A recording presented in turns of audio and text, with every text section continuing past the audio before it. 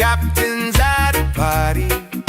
Pretoria answer the call, like it gone to sleep. I done got me stand tall. In the harbor of Durban, the seal ships ride. The ANC plays a game of seek and hide. They call for the exercise in like the east wind, and point to Beijing and say they're the ones who sin. So I was on the list, I guess at the gate. Now they say who invited them, it must have been fake. Confusion in the Union building, shadows on the wall. Now the truth gets buried in the marble hall. Who is running the land? Tell me, who's in command? Is it the suit in the office or the gun in there?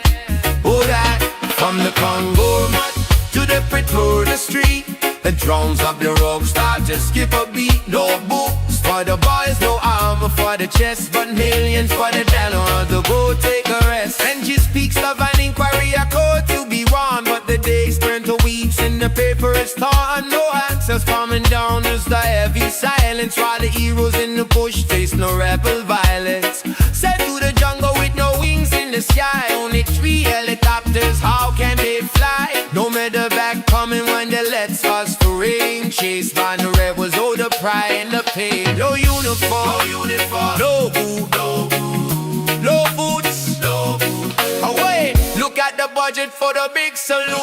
P7, 2 million for retirement spree. Modern Navy is sinking beneath the sea. Not a submarine moving, not a sailor in sight, but the body lights are burning to the Pretoria night.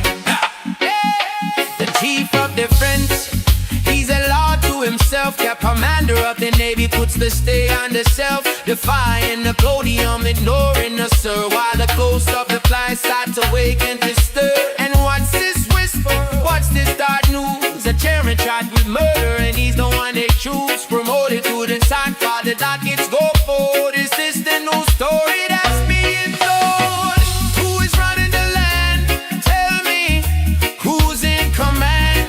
Is it Siren? Is it Angie? Does Ronnie understand? Oh, from the Crown Hope to the Pretoria street, the drums of the rock start to skip a beat. No boost for the boys, no armor for the chest, but million for the tenor on the moat. The rest, the generals are dancing, the politicians are glancing, the money is vanishing, and the soldiers are wandering. Who's the boss? Siren. Who's the boss? Anki. The military's gone rogue in the sun. The parade has only just begun.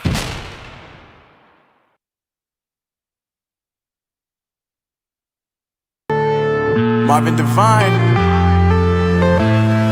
I'm saying bye to all the lies and all the times you cried, saying that I wasn't right, yet I was right by your side. You manipulator, playing games, your friends commentators, and I don't know what you say about our private conversations, but it's got them hating. Thanks to all the rumors you be claiming. It's cool, I'm done with you, so they can throw you a celebration. You gon' hate it when you see me with somebody living better. I'm trying to tell you that me just doing me gon' have you jealous. Hello folks, Monday, January 26, 2026. Oh, that has a nice ring to it. Welcome back to the program. It is a winter storm here on the East Coast of the United States. Let's check the sound quality. A winter storm here. Sounds pretty good. I never trust the software anymore. I'm always checking, because the next thing you know is people, I can't hear you, I can't hear you. Welcome back. A programming tip. If you have low bandwidth and you're having a difficult time watching the program live, 2 things you can do. Reduce the quality from high definition to a lower definition, and you'll still be able to watch it. It doesn't take nearly as much data for you to watch it. And the second thing is you can pause the stream by pushing the pause button, wait 60 seconds, then push play again. That normally takes care of any bumps in the road from data, and it catches up. Just a couple of things to advise you. If you're a subscriber to the program and your subscription has been removed, that's a YouTube function. I have no control over that. You need to be vigilant if you want to keep watching the channel to make sure that your subscription is there. They do take subscriptions off frequently. I have no idea why they do that, what that's all about, but it's certainly not the viewers who do it. My moderator, Hendo, 5-6 years ago, had his subscription removed 4 times in a single day. I don't know why it happens to YouTube. It just happens. Doesn't seem to happen with every content creator, but does happen with a certain number of content creators who talk political speech. So, I'm not making any allegations, but you figure it out for yourself.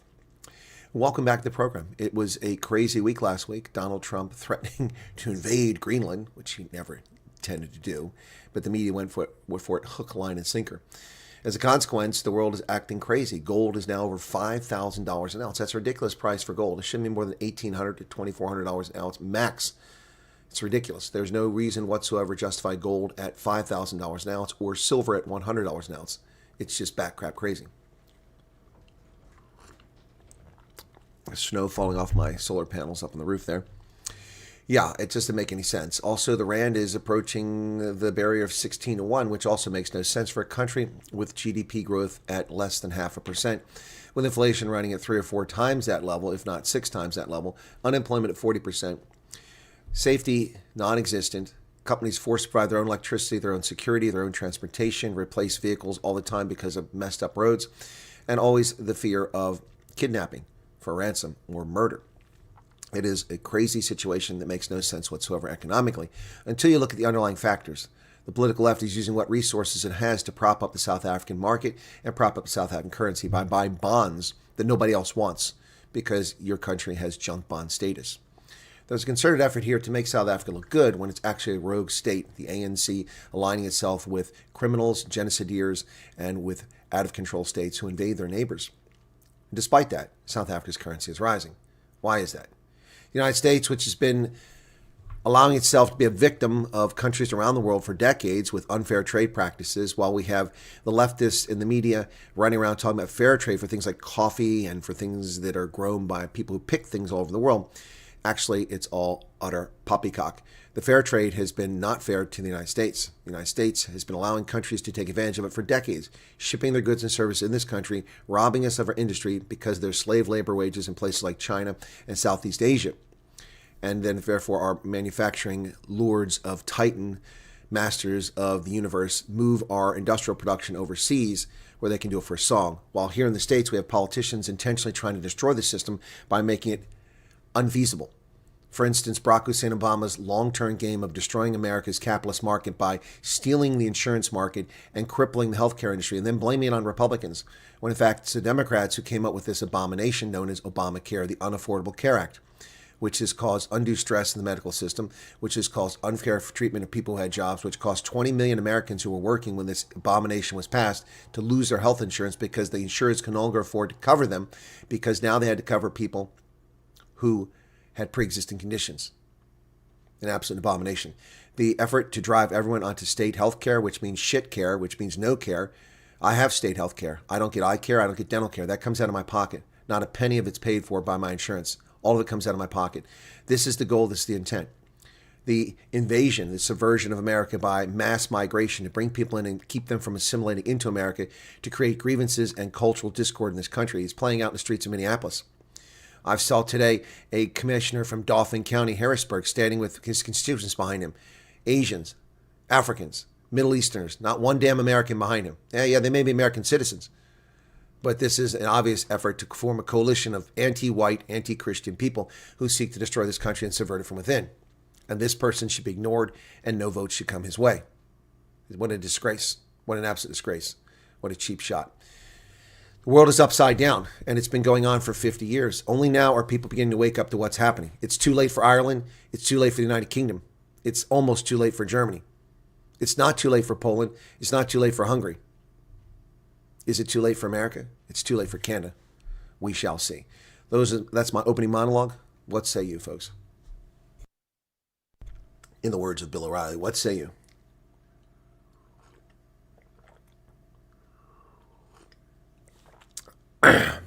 Well, Stephen Delon isn't on anymore, is it? Alabala, Nixie, Night of Justice, Ingrid's Inspirations, lots of people here. I won't have time to greet all of you. Welcome to the program. We have a lot of news to cover, as usual. Thank you for joining me today. All right, just a caution once again, if you're here for refugee questions, please have a bit of respect. This is not a refugee program. It's a news program. And if you have a refugee question when I finish the news, if I still have time, I'll address your questions as best I can. All right?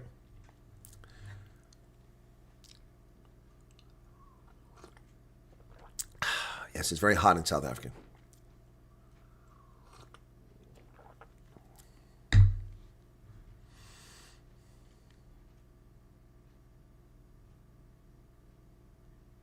I looked at that Frank Zanu. I didn't really see anything that I found all even remotely interesting there. Welcome from Simonstown, Mika. Alrighty. It's not coffee. It's hot chocolate. Hot chocolate.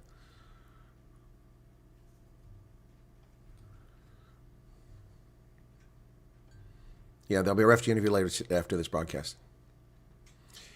I haven't heard about any Chinese coup. I know about the sidelining of the general, and we'll talk about that. All the senior generals have now been removed, or allies of Xi Jinping. I don't know how Xi Jinping is still in power, because without the military, how does he stay in power? He's being marginalized by his own people.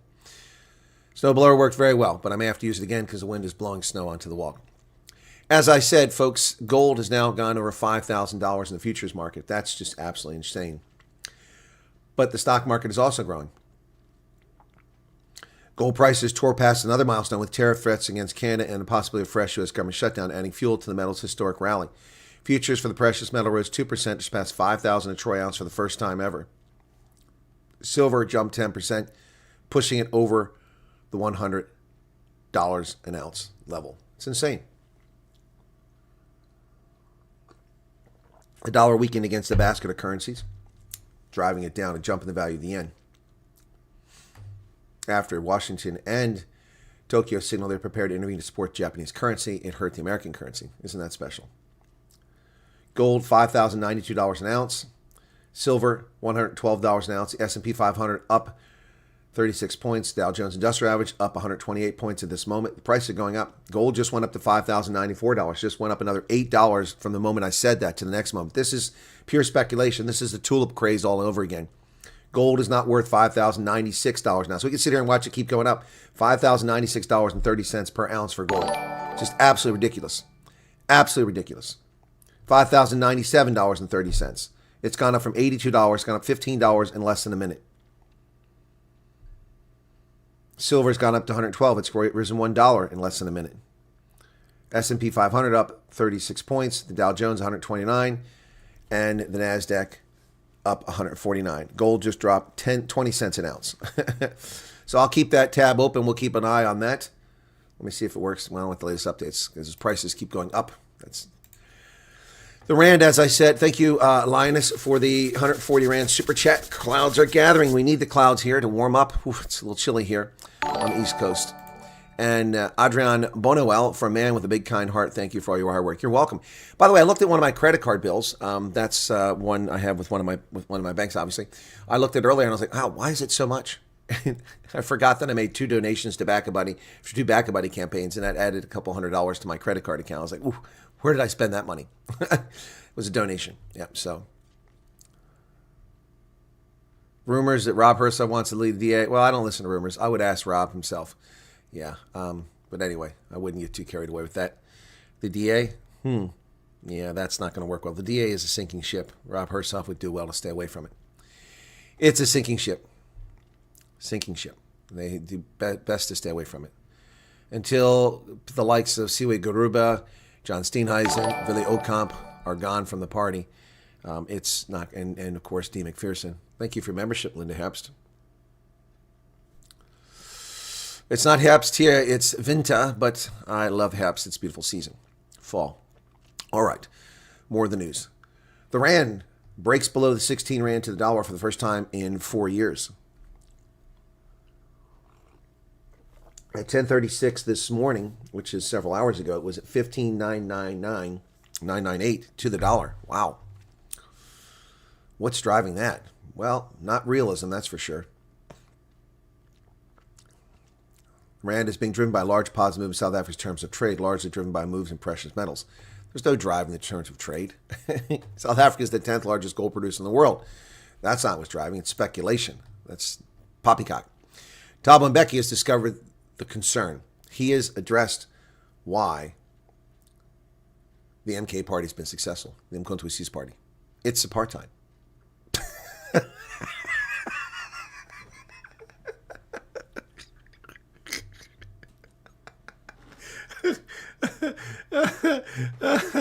The MK party, led by Jacob Zuma, 30 years after the end of apartheid, is successful because of rogue elements of the apartheid regime, 90-year-old nonagenarians in their nursing homes. Hello, Jacob. Jacob. We want you to destroy the ANC. Yeah. We want you to go out and destroy the ANC. Form your own party. We'll finance it. We'll get you out there. We. I know you hate white people, but we were going to help you get there. Yeah, yes. Oh, just a moment. Oh, Jacob. Oh, somebody have a mask. Oh, do we have an inhaler? Please, I need air. Aidez-moi.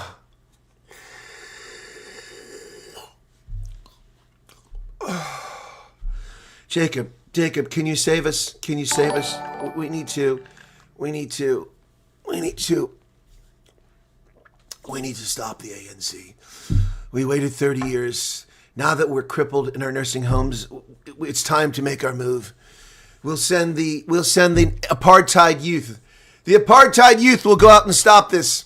Calling on all 70-year-olds in the apartheid youth party. Please go out. Stop them.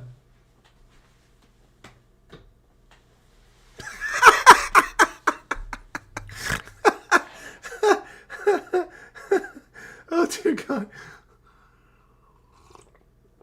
Trix Mostart says, justice for Alex Preddy. Well, that depends how you view things, Trix. Well, the rand is getting stronger for a number of reasons, none of which are valid. There is justice. Indeed, there is. Rare, but it is justice.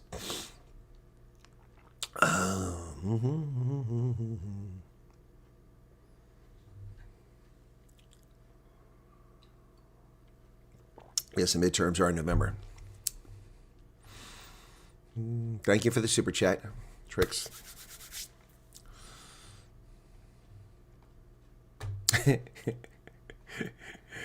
Oh, dear gosh.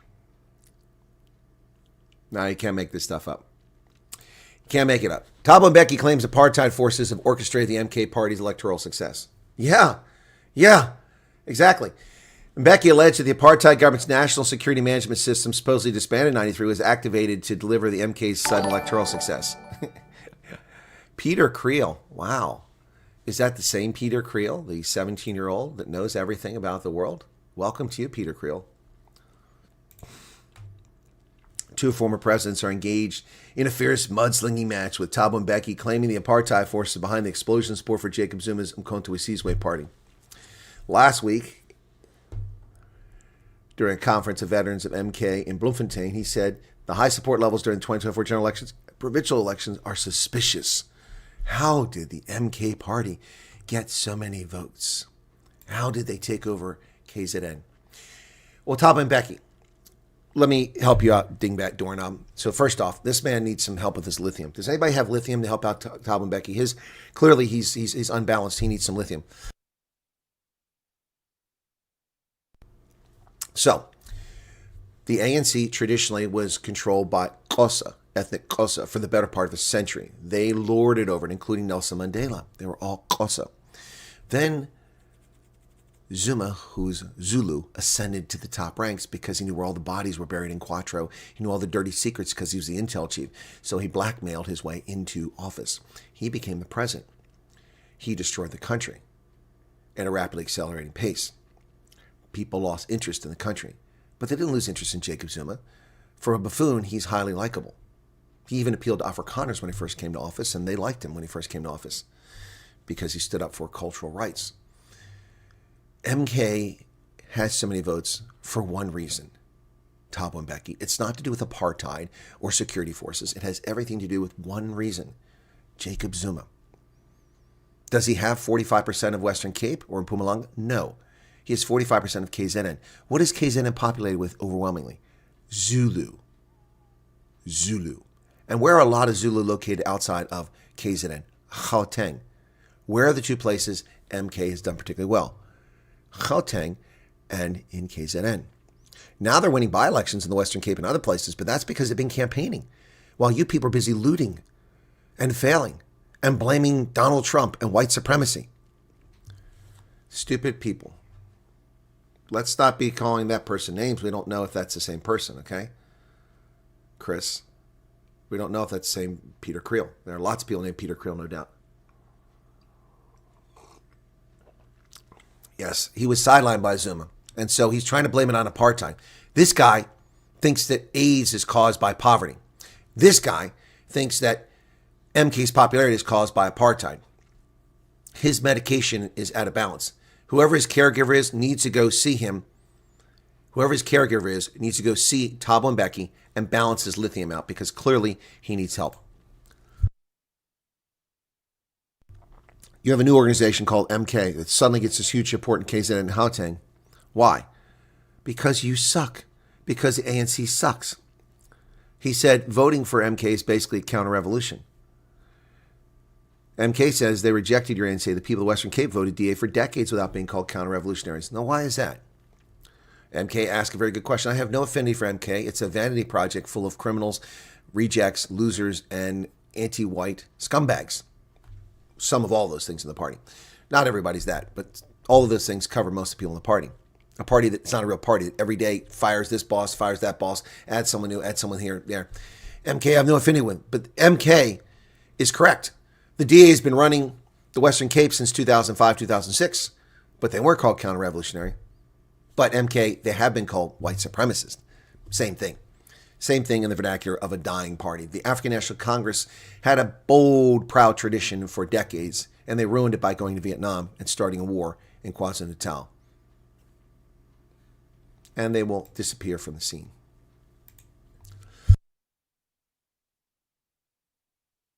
Another reject from the ANC, this malcontent with a head the size of a watermelon. Malema warns AfrriForum, pray the EFF never governs. Well, pray you don't leave South Africa and get arrested for your threats to the President's United States life there, dingbat doorknob.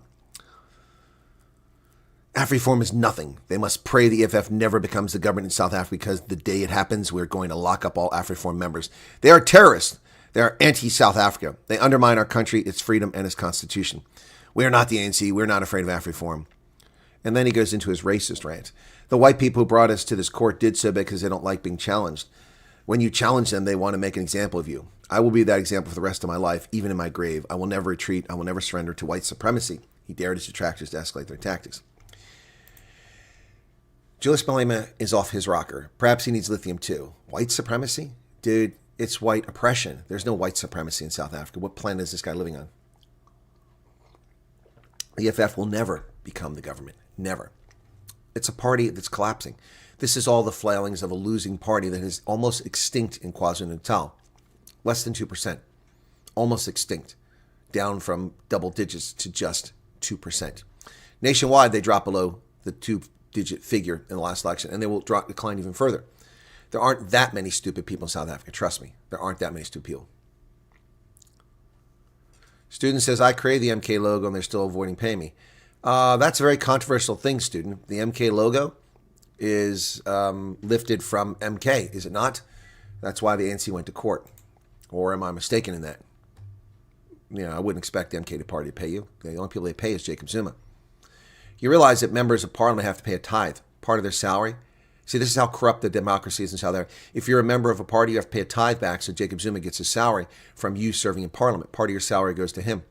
What kind of corruption is that? So you owe your loyalty to Jacob Zuma, not to the people of South Africa, who didn't even vote for you anyway. Well, Germany is playing the blackmail, once again, propping up the corrupt ANC, this time with $845 million for the just energy transition. Oh, Rainer Backe, Germany's special envoy for the program.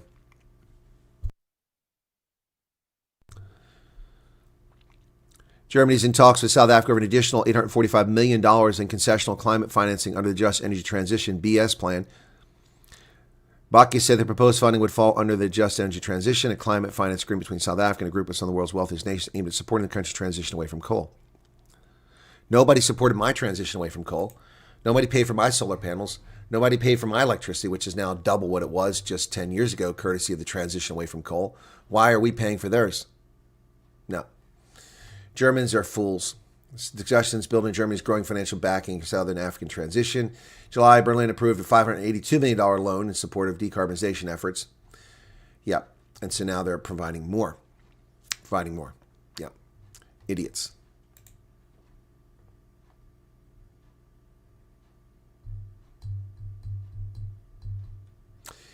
Yeah, Jacques, it was killed by a Border Patrol agent, not Immigration Customs Enforcement. But facts get in the way of the narrative. Facts get in the way of reality, and emotions play hard. Yeah, so people don't want to know the truth about what happened to Preddy, a man who took a firearm to a demonstration and engaged with law enforcement rather than maintaining a safe distance legally. So we'll leave it at that for now. I see that someone is trying to start shit in the chat. So keep it up. You're allowed to talk about things, but if you're just trying to start an argument, we'll end that. Cape Town fights NERSA. They want to double electricity rates. City of Cape Town is opposing plans that could lead to steep electricity price hikes, warning of significant impacts on residents and businesses. NERSA proposed revising previously approved Eskom tariff increases after identifying a calculation error in Eskom's application. He wants the halt tariff hikes to go up to 100% over a 2-year period. The fact is, Eskom is in a better financial position than forecasted. While NERSA has not yet made a final determination on tariff increase, the mayor's reference to 100% additional Eskom hikes stems from proposals that would see the originally approved 5 to 6% increases revised to about 9 to 10%, effectively doubling the size of the planned hikes. So we have a war of propaganda. The city of Cape Town is claiming electricity rates are going to rise 100%, which is a lie. The city of Cape Town is lying to its constituents. The electricity rate hike would go from 5 to 10%, doubling the hike, but not doubling the price of electricity. So once again, propaganda by politicians. The city of Cape Town is lying to people. Surprise, surprise, surprise. Who controls Cape Town? Which party is responsible for that lie? Cyril Ramaphosa, this is a propaganda piece by Luyola Mkatane, a political correspondent for Business Day. And you'll have to forgive me if I laugh as I read this story. South Africa's economic recovery gains momentum, Ramaphosa says. President commits $1 trillion to boost infrastructure. Where is that trillion coming from? President Ramaphosa said South Africa's economic recovery is gaining momentum, with key indicators showing that collective efforts to rebuild one of Africa's largest economies were starting to pay off. What collective efforts? Who is working together to fix the economy? He added government had committed more than $1 trillion in public funding for infrastructure projects over the next 3 years. They promised $1 trillion. They haven't delivered a penny. During the course of this year, we need to double down our efforts to grow investment and create jobs. Double down, you've made no effort. So doubling down on nothing means nothing. We must seize the momentum we built. What did you build? And translate this into long-term gains for our economy, he said in his weekly newsletter today. The economy, this is where I'm going to laugh. The economy has shown resilience. The U.S. economy is growing at a remarkable 5%. Remarkable 5%. That's insane for an economy of over $30 trillion. 3.2 to 4% is incredible growth. Anything over that is risking inflation. 5% is phenomenal. And the effects of the $20 trillion plus of investment coming to America to build factories hasn't even begun to be felt. None of these factories have been built. Some are in the process of being built. Some are in the process of being approved. Once they're built and manufacturing comes here, tens of thousands, hundreds of thousands of jobs will be added. The economy will grow exponentially faster. But right now, the U.S. economy is growing at over 5%. South Africa, by contrast, a developing economy, an economy that ought to be growing by 5 to 8% annually, is growing at... The economy has shown resilience, with a growth at 0.5%, marking the fourth consecutive rise driven by mining, trade, and agriculture. This was the economy's longest period of sustained growth since the post-COVID recovery began in 2021. Let me disabuse you of that notion, Loyo. That's not growth. Inflation is running higher than that. What is the current inflation rate in South Africa? Let's take a look at that. Current inflation rate in South Africa, okay? I'll just look online.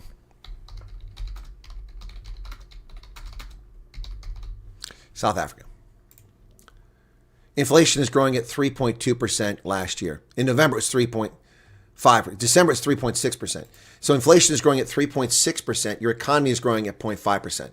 So, Loyo, let me help you out with this. Here's a real political analyst. Here's a real economist. Let me explain something to you. When your economy is growing at 0.5%, and your inflation is leaping forward at 3.6%, you're getting smaller. Your economy is shrinking. You're not meeting demands to create jobs and feed people. Your economy is not growing. This is propaganda by the fake media in South Africa meant to prop up a failing state, an economy in the dumpsters.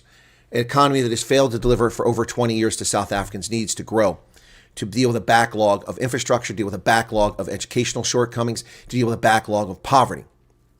This is propaganda by business day. The country has moved from the National Action Task Force gray list in October 2025 after a 33-month effort to get off of it. Should never have been on it. And frankly, I don't think it should come off it. It's still a terror financing hub and a money laundering location. The economy has posted 4 consecutive quarters of growth. That's not growth. After inflation, you're smaller. There has been a steady reduction in unemployment. No, there hasn't. Still over 33%. While recent data released by Statistics South Africa shows the country's levels of poverty and inequality have declined considerably.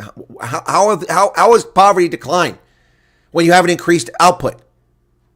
How has poverty declined considerably when you've not increased output? Somebody's playing with numbers. This is ridiculous. This is just propaganda, pure propaganda. Let's talk about more propaganda. Education. More than 250,000 foreign students and 3,200 foreign teachers in public schools. 250,000 foreign peoples in schools matches with my figure of about 6 million illegal aliens in the country. Yep, that's the number of kids that have in school, plus those who are there legally. 3,200 foreign teachers. 3,200 foreign teachers, while white Afrikaans-speaking teachers were forced out of the education system. Why? Why? One answer, racism. Basic Education Minister Sivewe Garuba has revealed that 253,618 foreign pupils and 3,240 foreign teachers are enrolled in the state school sector last year. According to the data, Gauteng had the highest number of foreign pupils at 128,000. So damn near half of them. Over half. She emphasized every child living in the country, regardless of nationality, has a right to basic education. But not everybody has a right to be in the country. Dion Emsley, thank you for the 14 rand. Yvonne von Royen, you're late. I already covered the entire story. You need to watch it from the beginning. Covered the rand at the beginning. Action SA is copycat of John Steenhuisen's Moonshot Pact. Action SA signs pre-election pact with 2 little-known parties. Herman Mashaba's Action SA partnered with the CCM, who? Sounds like a hardware store, and AICM. The pact was signed in Randburg today with a clear eye of upcoming local elections. It aligns Action SA's Green Umbrella Project, uniting diverse parties for a unified community voice. The Green Umbrella. Sounds a lot like the Moonshot Pact. Mashaba said the merger was in line with Action SA's focus on uniting a diverse group of political parties under its Green Umbrella Project. The Azanian Independent Community Movement and Creatives Congress Movement. Okay. More vanity projects. More vanity projects. Action SA announces its latest merger agreements. Fellow South Africans, Herman Mashaba writes, when Action SA was launched in 2020, just over 5 years ago, we envisioned building a party that would represent all South Africans from rural communities to townships and urban centers. The problem, of course, with that statement by Herman Mashaba is he spent the last year writing the most outrageously racist, vile, repulsive comments on Twitter. The man has also gone off his medication. Absolutely off his medication. There has been virtually no tweet from Herman Mashaba in the past 12 months that hasn't been racist and anti-white. Yet he claims that he's for all South Africans. Unless you're white, then you're not part of that. Yeah, so no thank you. No thank you. Well, South Africa has issued new rules. Did something useful for consumers for once. For mobile data, including rollovers, transfers to others. So, the new rules. Automatic rollover. Mobile networks must automatically roll over any unused bundle or portion thereof at least once at the end of the bundle's validity period. Well done. Mobile networks must send usage depletion notifications to users when they reach 50, 80, and 100% of their depletion. Well done. You can opt out of the notification. Out-of-bundle charges. They'll be protected from incurring expensive out-of-bundle charges when their bundle is depleted. Well done. Expire first, use last. So if you have one that expires first, that must be the one that first expires, not the latest one you purchase. Well done. And you have transfer rights. This is long overdue.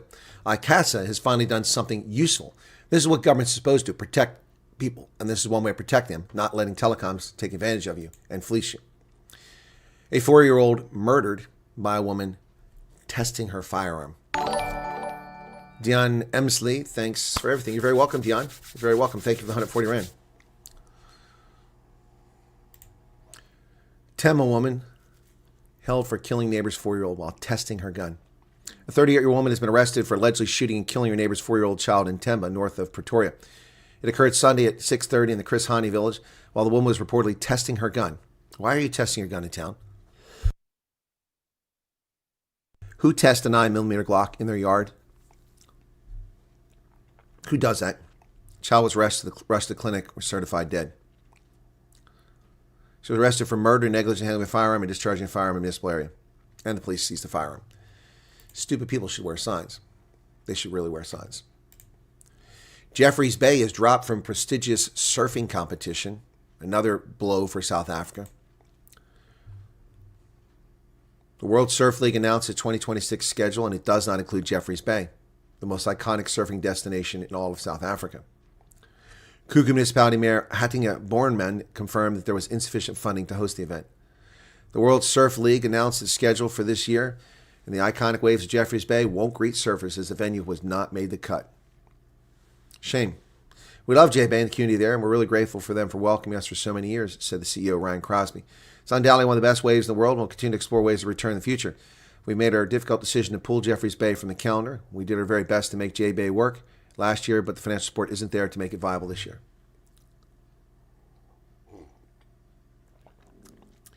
The Kruger Municipality Mayor confirmed that there was insufficient funding due to the Department of Sports, Arts, and Culture not providing financing and the municipality's contribution not being sufficient. Well, that's because all the money went to Mama Joy, so she'd go to the World Cup. Yeah, Mama Joy got her trip paid for in the corrupt financing and black supremacy, black privilege project, Mama Joy. Mama Joy's black privilege is why Kruger Bay probably can't handle it because there's no money. Now, there was a couple years ago, but if that money had been wasted, there would have been other money available.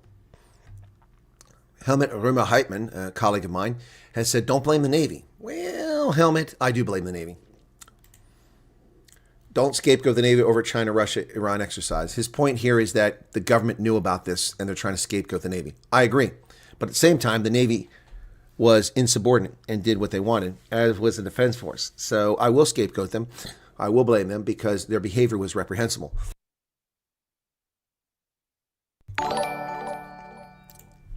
Lamborghini 85 says, Colonel, do you think the South African bond market is currently overbought? And when this props up the rand, could this lead to significant reversal in currency value in the market? Yes, I do. The bond market is what's propping it up, and the buying in the bond market is a major reason why the rand is strengthening. But also the speculation about America, tariffs play a role, and price of gold. All that plays a role. But there's no reason. South Africa is not in good shape. South Africa's economy is in the dumpster. It's a dumpster fire. The lies and the propaganda being spread by the South African financial press saying it's a great economy are just bull crap. They're bull squirt. And so that is also playing a role. When the truth comes out, when people stop buying these crappy bonds, when gold finally takes a tumble, the rand will collapse badly. But that's a ways off. But betting on currency is a fool's game. Emotion drives the currency prices more than anything else these days. Anyway, he says the attacks are based on, while one certainly can question the wisdom of the exercise, available information suggests that attacks on the Navy and SANDF are premature, probably not justified. Well, I disagree. As the search for a scapegoat seems to have been set in motion, cautionary thoughts are called for. Well, I have pointed that out. I said, are they being a scapegoat? But it doesn't matter. Their insubordination and their boorish behavior play a big role here. Promoting a charged murder, whether he's convicted or not, is another story, but he's been charged. How do you promote a man to be the head of Special Forces when he and his boss are responsible, according to the government, for the murder of a police officer, investigating their crimes? How do you explain a retirement ceremony disguised as a celebration honoring the SS Mendi when it's really just a retirement ceremony for 372 million rand? 372 million rand. How much is that in dollars? I haven't even looked at that. 372 divided by 17 equals $6,300,000 to have a birthday party when they didn't even send troops to the Congo with body armor. The attacks are based on three assumptions: that senior SANDF officers disobeyed an order from the president that Iran should not participate, that SANDF is conducting its own foreign policy to detriment national policy, and the government was surprised by the participation of Iran. Well, either the SANDF is conducting its own foreign policy by going to Iran and pledging loyalty and fealty and allegiance to Iran, or the government is using the military as a smokescreen. Whatever the case is, the military is not behaving in a proper fashion. No money, but the SAS Amatola is setting sail for India. in its first operational deployment in a decade. Imagine that. Where'd that money come from, Iran? And the Iranians, did they come with crate loads of cash for the South Africans? South African Navy frigate SAS Amatola is due to depart the first South African Navy foreign deployment in a decade on January 25th, yesterday. Set sail for India. Where did that money come from? Where did that money come from? Held every 10 years, the Indian Navy is set to host International Fleet Review on February 18th, showcasing rapid expansion modernization of India's naval capabilities. They'll have the first domestically produced aircraft carrier in India. 100 nations are participating, and South Africa is one of them. Where did that money come from? Tehran. Suddenly you have money to steam your ship all the way to India. Hasn't gone anywhere in 10 years. South Sudan has ordered all UN personnel and civilians to leave Jonglei State. South Sudan's military has ordered all civilians personnel from the UN mission and other charities to evacuate 3 counties in Jonglei State before an operation there against opposition forces. So they're telling them to get out before they start killing people. Operation, codenamed Operation Enduring Peace. Operation Enduring Peace, you're going to go on an offensive to end your opponent, and that's Operation Enduring Peace. That's a funny one. Are we still talking about petty? Why are you still talking about petty? I'm going to start blocking people. I'm going to start blocking you. Pay attention to the news. Have your little crying session about petty afterwards.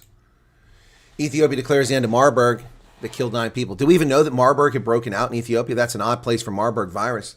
Wow. It's a filovirus. It's deadly, like Ebola, from the same family. Ethiopia's declared the end of an outbreak of Marburg today after the disease killed at least 9 people. Marburg often causes severe headaches, leads to hemorrhaging. Previous outbreaks in Africa result in fatality rates up to 80%. Usually within 8 to 9 days of the onset of symptoms, within 2 weeks of infection. That's pretty crazy. Les États-Unis collaboreront toujours avec les armées du Burkina Faso et Mali et du Niger.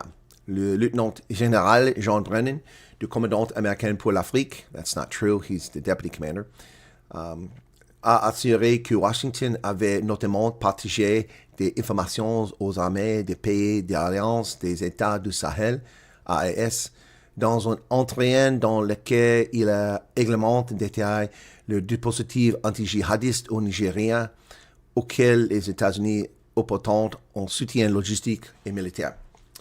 Lieutenant General John Brennan from U.S. Africa Command has confirmed that the United States continues to cooperate with the Sahelian states of Mali, Burkina Faso, and Niger, sharing intelligence and also offering logistics and military support to Nigeria in its battle against extremists.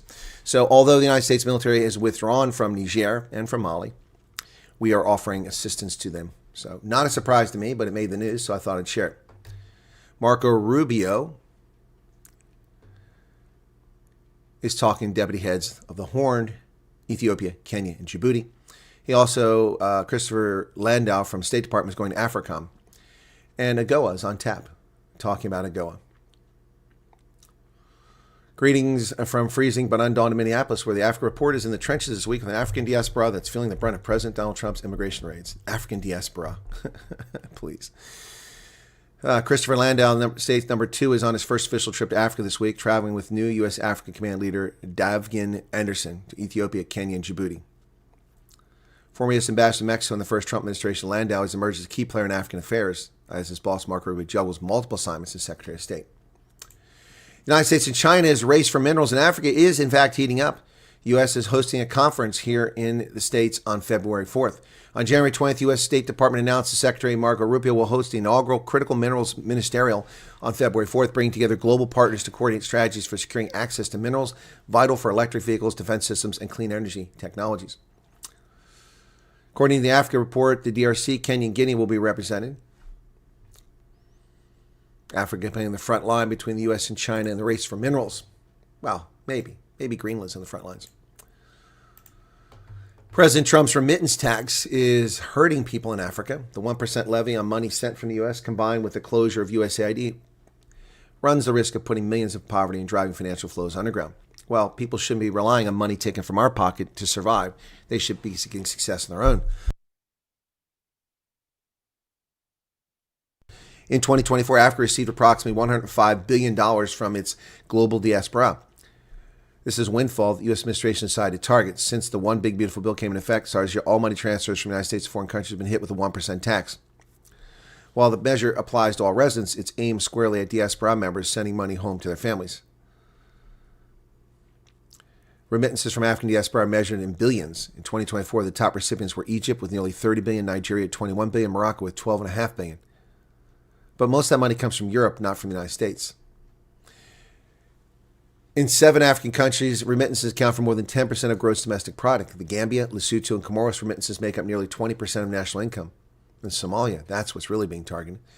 There you can see the countries that have the biggest amount of money flowing back into them. And the countries where we have no data: Eritrea, Libya, Chad, Central African Republic, South Sudan, Rio Muni, and Gabon.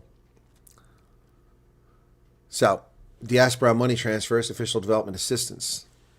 Since 1996, diaspora money transfers to low and middle-income countries have exceeded official development assistance. Back in 1990, it was $56 billion of foreign aid and $29 billion in diaspora remittances. In 2024, it was $250 billion in development assistance and $683 billion in transfers.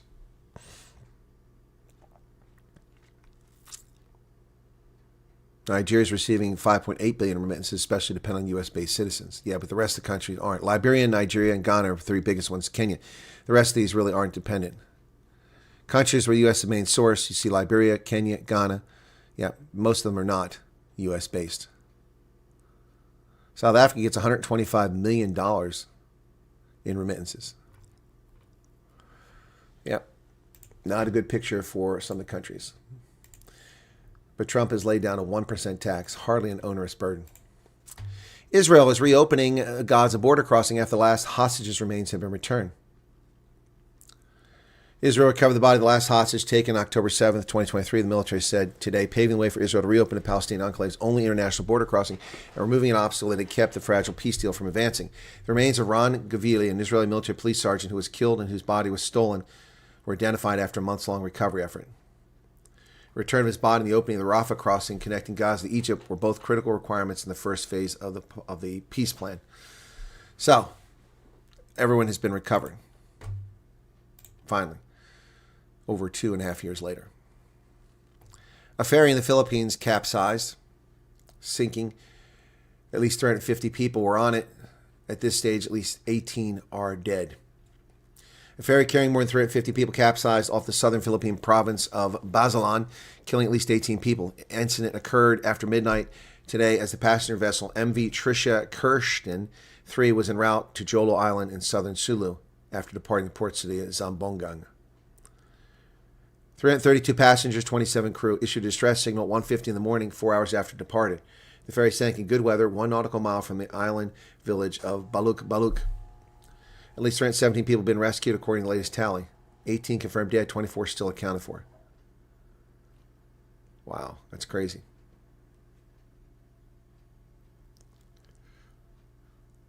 Crazy. Well, Xi Jinping's latest general is removed. Combat veteran Zhang Zhuhua was seen as the most trusted man in his military. He's now been accused of disloyalty to Mr. Xi. Yep, all the top military brass have been removed in the last year. When General Zhang Zhuhua met with U.S. officials in Beijing, he exuded confidence in a man who was seen as the most trusted deputy in the military of China's top leader, Xi Jinping. General Zhang did not appear worried that he had to look over his shoulder to make sure he was pleasing the leader, said Jake Sullivan. He spoke in an unvarnished way that was typical military guy, but also reflective of someone who didn't feel like he had to be cautious. The image of General Zhang's invulnerability and closeness to Mr. Xi was shattered over the weekend when China's defense ministry announced he was under investigation for unspecified breach of law and political discipline. So of different magnitude from the dozens of other generals have been toppled by Mr. Xi's unrelenting program against perceived corruption and disloyalty over the last 3 years. His fate has astonished even longtime experts who thought they had taken full measure of Mr. Xi, China's most powerful and imperious leader in generations. This is fair to say it's a seismic event. At 75, General Zhang was old enough that Mr. Xi could, in theory, have ushered him into retirement. Instead, he made a public pariah of him. General Xiang and another commander who fell with him, General Liu Shenli, had trampled on the authority of military chairman, that is Mr. Xi, and they severely undermined the party's absolute leadership over the military. Well, yeah, this is just what happens when you live in a communist state. But that's what people in Minneapolis want. They want that, where people are just removed and disappear at night. So here's a question. How bad is the air in Delhi? How bad is the air in India? Well, it's like smoking half a pack of cigarettes. Millions of people in India's capital city are breathing in polluted air that is equivalent to smoking roughly 9 cigarettes a day. Tens of millions of people in India's capital city are breathing in polluted air that is equivalent to smoking roughly 9 cigarettes a day, about half a pack of standard cigarettes. Every winter, for months at a time, they're blanketed by toxic smog, and this year will be no different. Though people try to limit the time they spend outside, children need to go to school, parents need to go to the office, and most days the roadways are choked with motorcycles and scooters and rickshaws navigating through a sepia haze. To quantify the toxicity of the air and the impact on human health, the Post analyzed 75 days Indian government pollution data, spanning from October 18th to December 31st from 40 air monitoring stations spread across the capital. Each station collects hourly data on chemicals in the atmosphere such as particulate matter and particulate matter 10, 2.5 and 10, known to cause lung heart issues when inhaled in large amounts. Numerous government initiatives over the years to purify the winter air in Delhi. It remains toxic as ever. Well, shame. And there's what the air looks like. It's disgusting. Disgusting. No wonder people leave Delhi for Silicon Valley. United Kingdom has arrested, shockingly, 86 Palestine Action protesters outside a London prison. Described this as deeply disturbing amid reports of threats, trespass, and attempted access to prison buildings. Finally, you see the Palestinian terrorists are feeling confident. So they went to the Wormwood Scrubs and they met a fate they didn't expect.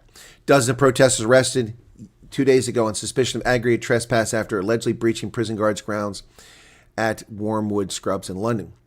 London's Metro Police said on January 24th, X posting the group protesting in support of Palestine Action prisoner on a hunger strike refused to leave the grounds when ordered to do so, allegedly blocked prison staff from entering and leaving and threatened police officers. 8 prisoners in the facility are currently facing charges related to alleged break-ins or criminal damage on behalf of Palestine Action. Prisoners are being managed in line with long-standing policy that includes regular checks and medical professionals and heart monitoring blood tests. These domestic terrorists are threatening police. Now they're dealing with them finally. Long overdue. They should round these people up and put them in prisons where they belong. Threatening law enforcement.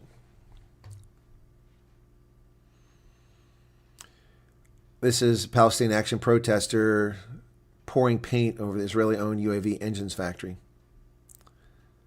in Lichfield. Terrorist.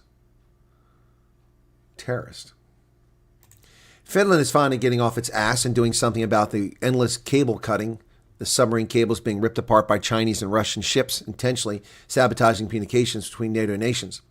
It's about time they got off their ass. Finland's border guard hopes to prevent damage to critical undersea infrastructure in the Gulf of Finland with a maritime surveillance center it plans to set up in cooperation with other Baltic states. The Baltic Sea region has been on high alert after a string of power, cable, telecom links, and gas pipeline outages since Russia invaded Ukraine. Most recent incident occurred on New Year's Eve when the Finnish authorities seized a cargo vessel en route from Russia to Israel on suspicion of sabotaging undersea telecoms cable. Why do they wait until after it happens? Why aren't these ships out there on patrol, watching every ship passing by and looking to see what they're doing? It's a very narrow strait. It takes very little in the way of ships to do this. Well, the discombobulator. Did the U.S. use a secret weapon in the Maduro abduction? It's not abduction, Al Jazeera. It was a extradition. U.S. President Donald Trump refers to a sonic weapon he describes as a discombobulator. Venezuela's defense minister accused the United States of using the country as a weapons laboratory during the extradition of President Maduro. Vladimir Padrino Lopez said last week the U.S. had used Venezuela as a testing ground for advanced military technologies that rely on artificial intelligence and weaponry never used before.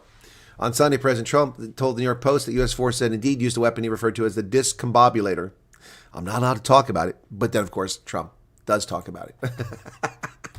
The discombobulator. Oh, my goodness. Trump is sending his border czar, Tom Homan, to Minnesota as tensions escalate between insurrectionist, seditionist, communist, and U.S. authorities. President Trump dispatched border czar Tom Homan to Minnesota today. Trump said Homan had not been involved in the Minnesota operation, but knows and likes many of the people there. Tom is tough but fair and will report directly to me. Didn't say whether he's conducting the investigation or not. Talking about Mr. Preddy An intensive care nurse protesting ICE activity in the city at the time of the shooting. Federal officials say he was armed, but there appears to be no evidence that he pulled a gun. Really not germane whether he pulled a gun or not. He was armed. Hey, Minri. Thank you, Minri, for becoming a member. Wow, it's very kind of you. Thank you. You've been one for a long time. Thank you for renewal. Deaths reported in this big winter storm, leaving 879,000 without power and 11,400 flights canceled. That's down from 12,000 previously. It's a lot of flights. That's LaGuardia in New York City yesterday. A vast winter storm continues to make its way across the eastern United States. It's gone now. It's no longer making its way across the United States. This is from yesterday. In New York City, Mayor Zoran Mamdani said 5 people have been found dead outside as temperatures dove as low as 9 degrees Fahrenheit. Cause of deaths remain under investigation. Probably hypothermia from being homeless. Roads remain impassable in much of the country. Not here. They've just cleared my street. On Sunday, power outage reported that over 879,000 Americans were still without power, down from 1 million during the early hours. Let's take a look on power outage and see what the case is right now. Power outage, okay? United States. All right, so here's the power outage for what's currently going on. 780,000 without power now. From Texas all the way up to West Virginia and Virginia. Apparently nobody. Was there anybody in Pennsylvania without power? Let's see.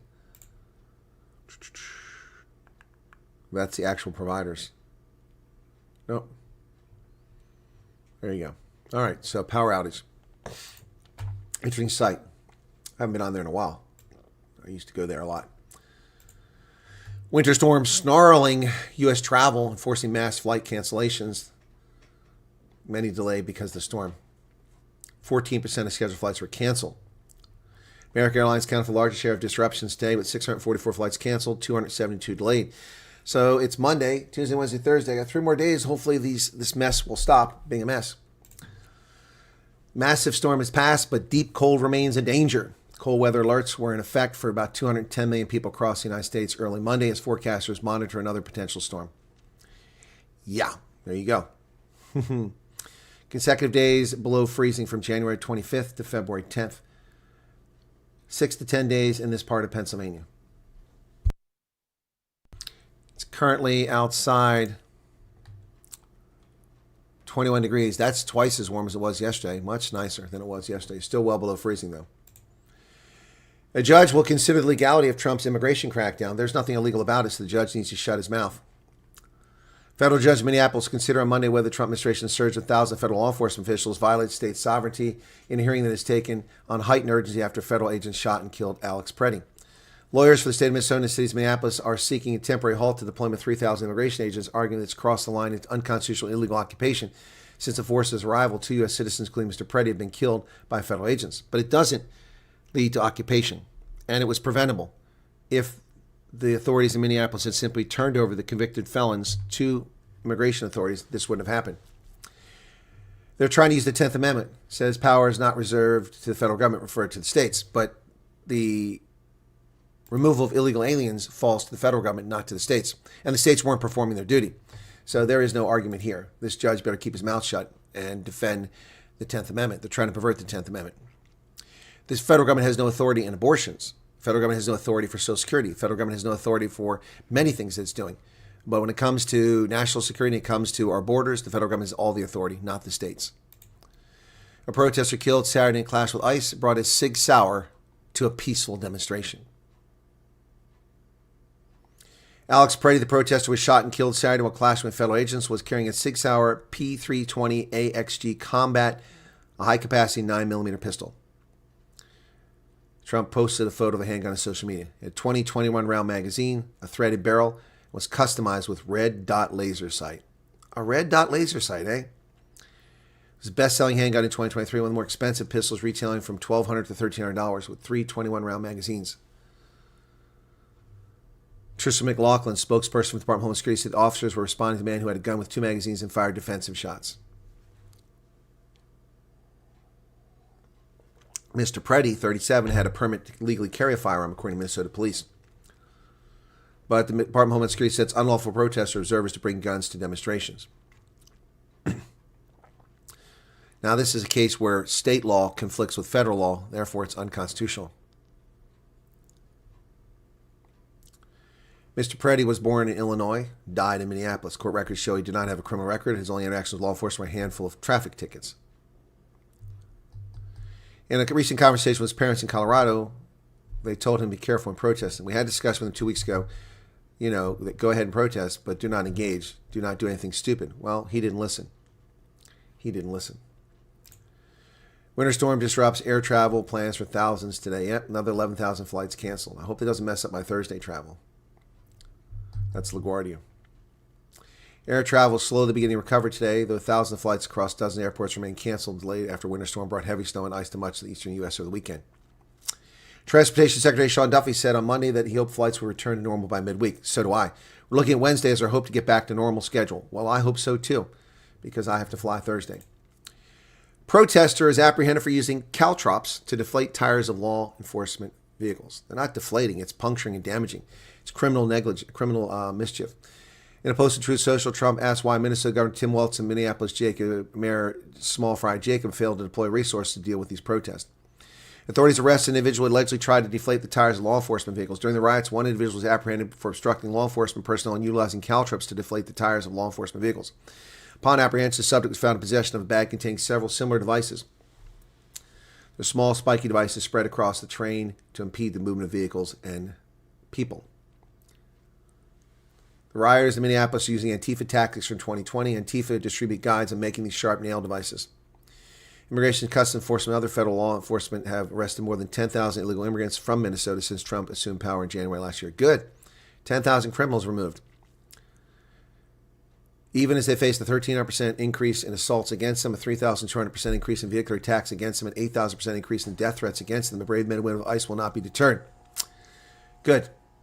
Booz Allen has lost all of its contracts to the Department of Treasury because of the person who broke the law and revealed Donald Trump's tax records. Treasury Department canceling all its contracts with Booz Allen Hamilton. That will be devastating to that company. They had 31 contracts with Treasury totaling $4.8 million. The consultancy shares declined 6% in morning trade. Department flagged taxpayer data released by former Booz Allen employee Charles Littlejohn. While working his contract, the IRS, Littlejohn obtained confidential tax information from President Trump and other wealthy Americans and leaked it to news organizations. He pled guilty to federal crime and is currently in prison with a scheduled release date of October 2027. He should stay until October 2057.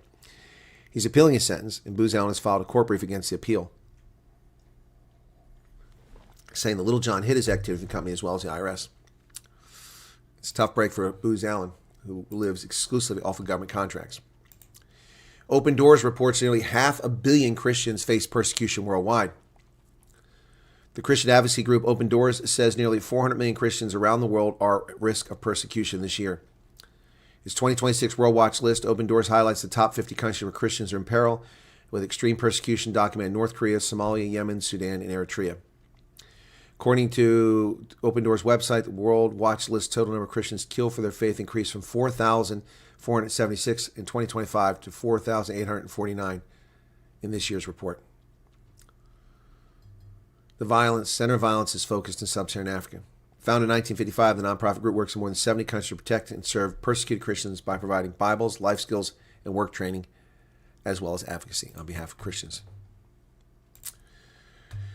Well, here's a story, and I'm going to upset a few of the right-wing people, but that's too bad.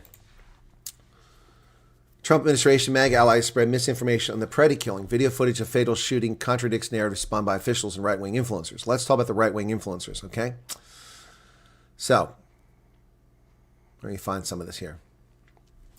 Popular right-wing influencers amplified the Trump administration's claims on X. MAGA allied account Libs of TikTok labeled Preddy a lunatic and an assassin. That's a bit excessive. Right-wing influencer Alexander Muse, never heard of him, told his 681,000 followers that Preddy was expecting a firefight at a distance with federal agents despite there being no evidence he ever took out or brandished a gun. Well, that's an analysis, not a statement of fact. Some right-wing influencers even went further than echoing the Trump administration, piling blatant misinformation on top of officials' baseless accusations. Trump supporter Nick Sorter, who has 1.4 million followers on X, falsely claimed that Preddy, a U.S. citizen, was an illegal alien who was armed with a gun and attempted to pull it on agents as he was being apprehended. See, this is the problem. These people have huge audiences and they lack credibility. They're well known, very popular because they say sensationalist things. I don't do that. This is why I haven't weighed into the story, because the information is still sparse at this point, as opposed to Rebecca Good's story, which is pretty obvious what she did from the outset based on what happened. Calling him an illegal alien, who knows? My comment yesterday was did he have a permit for the gun? Well, now we find out a permit. They rushed to say he didn't have a permit illegally. MAG affiliate accounts also shared digitally altered images purported to be pictures of Petty dressed in female clothing. I didn't see that. Conservative podcaster Jesse Kelly smeared Petty as a soldier for the Communist Revolution who died fighting war, and X that included a photo of Petty on a hike. That's an opinion. Claims that Petty was a domestic terrorist and scrutiny for his political beliefs mirror similar accusations leveled at Renee Good. Renee Good did behave as a domestic terrorist. She behaved as a domestic terrorist. So that's a legitimate claim against Renee Good. Against this guy, I haven't seen evidence to prove that yet. White House Images shared an image of arrested activist Nikema Levy Armstrong, altered with artificial intelligence to make her look emotionally distressed. Haven't seen it. Some Republicans are pushing back, and they are pushed around about Petty's death, including Thomas Massey, saying that carrying a firearm is not a death sentence. It's a constitutionally protected God-given right. Yes, it is. But going to a peaceful demonstration with a firearm is unwise, to say the very least. Gun rights groups and legal experts question Trump administration's stance on the Second Amendment after shooting. Claims by Trump administration officials the man fatally shot by a federal agent in Minneapolis lacked the right to possess a firearm and that his killing was justified are being dismissed by legal experts. But of course, that's propaganda by CNN. Trump administration is not saying a man doesn't have a right to have a firearm. Trump administration is saying you can't bring one to a demonstration. That's what they're saying. But Minnesota has incredibly loose laws for such a leftist state. Minnesota has for years allowed open and concealed carry of a firearm with a license issued after an applicant meets certain criteria. But most people carry a concealed firearm, don't stick it in their waist belt, in their pants, behind their back. Most people who have a concealed firearm have a holster, shoulder holster typically, carrying a concealed firearm. Yep. State regulations do not restrict such individuals from having firearms at protests, but federal regulations do. States' laws are so permissive that licensed firearm owners are even allowed to bring guns into Minnesota's Capitol building. FBI Director Kash Patel says no one who wants to be at a peaceful shows up at protest with a firearm that's loaded with 2 full magazines. He was lawfully carrying a firearm, and that is not any license to kill anyone. We have a Constitution that provides a Second Amendment individual right, and it's unlawful to kill a man for exercising his constitutional rights. He wasn't killed for his exercising his lawful rights. He was killed for interfering in federal operation, endangering public safety, threatening agents, and having a firearm that was hidden, and then resisting arrest. That's how he got shot. So I don't see what the problem is here. Well, the weapon I saw was pulled from his belt. I saw the video. That's the one thing I saw. The weapon was pulled out. What's wrong with Texas? Tricks Mostart. Aurora Light says, but why are people in America who have no idea about communism going to for protest and trying to disrupt the law? Aurora, because they think communism is something sexy because they've been taught that in college. Wow, Apocalypse Ninja gave us 666. Oh, the sign of the devil. Just want to say, keep up the good work. You are, for us, the angel we're required needed. Well, thank you, Apocalypse Ninja. I appreciate the super chat, and even though it's 666, I won't mind that. Yeah, thank you so much. Yeah, it's just like Lesotho. Everyone carries a firearm in Lesotho. Aurora, they're doing that because they're dumb. They're stupid. Heidi Oldsock says he never should have been there. Well, he certainly should have been on the street interfering with law enforcement. That's not his place. That's not his place. If the argument is he was there to help people, the woman had been sprayed, it's not fatal. Once she's subdued and she's off the street, he can go render assistance. But to rush out in the street and interfere and interject yourself between law enforcement when you're armed, not a wise plan. Just like Ashley Babbitt, he's the architect of his own demise. I'm consistent on that. Some people don't like the fact that I say Ashley Babbitt's responsible for her death. It's sad. It's unfortunate. And the person who murdered her should be brought to book. But it doesn't change the fact that if she never entered the building, she would not be dead. Had he not been there, breaking the law, interfering with law enforcement, interjecting himself in a dangerous situation, he wouldn't be dead. Doesn't justify the shooting. I'm not justifying or condemning the shooting. I'm simply stating he's the architect of his own demise.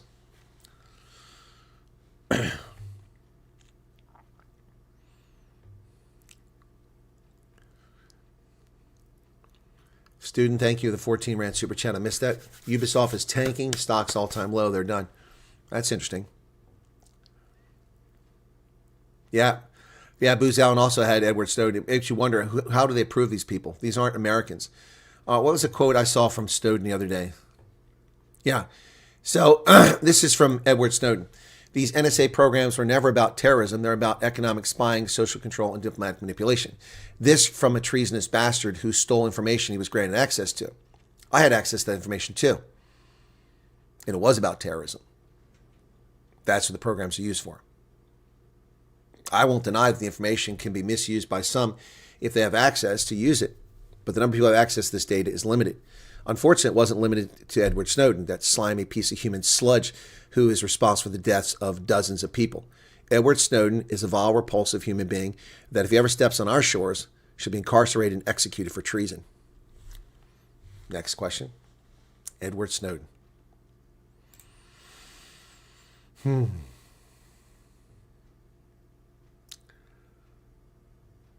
What is Aurora talking about? Yeah, it is dumb to put your life in danger. Irony is that the authority that ICE has granted to the federal government during the Obama administration. No, thing of nouns. The ICE's authority is in the Constitution. It's right here in the Constitution. The supremacy clause in the Constitution gives the federal government the right for national security and for defense of our borders. Defense of our borders doesn't start and end at the border. It goes throughout the contiguous United States and our overseas territories. The federal government has a responsibility to track down miscreants wherever they may be. Just because they get across the border successfully in El Paso or Juarez doesn't mean that we can't chase them into Utah or South Dakota. We can. Red dot is not a laser. I didn't say it was, Garrett. I was reading a news report. Customization costs an extra $2,000, so it wasn't just casually carrying. Nope. Shylock, I don't know if you have to have your permit on you in Minnesota. I'm not going to profess to be an expert on that. I'm not going to claim that. The bottom line is his actions are what led to his demise. It's unfortunate. Chances, in your opinion, that America will some point try to stop private citizens? Well, they've been trying to do that for 40 years, Loretta. It's not happening. They have to have a constitutional amendment. In order to have a constitutional amendment to this, but every state violates the Constitution that passes gun laws that restrict gun ownership. So, for instance, New Jersey and Maryland have very oppressive gun laws that basically make it a felony to transport a gun under most circumstances, which is asinine. How are you supposed to get a gun from place to place? So they cannot prevent us from owning firearms unless they change the Constitution. In order to change the Constitution, you have to have a constitutional referendum. It must be signed by 2/3 of Congress, or three-fourths of Congress, 75% of Congress, House and Senate have to sign it. Then the president has to sign it. And then maybe I got it backwards. 2/3 of Congress and 3/4 of legislature. Hang on. I got that backwards. It's not going to happen.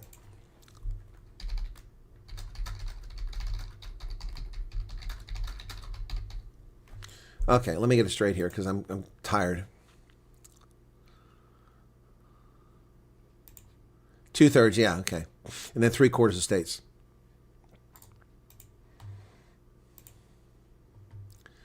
The authority to amend the Constitution derived from Article 5, okay? Which is what I said, okay? Procedures for it. Establish two methods. One is a convention of states. Okay, so the first method requires both the House and Senate to propose a constitutional amendment by a vote of 2/3. So 2/3 of the House, 2/3 of the Senate. So that means that we have to have, of the 435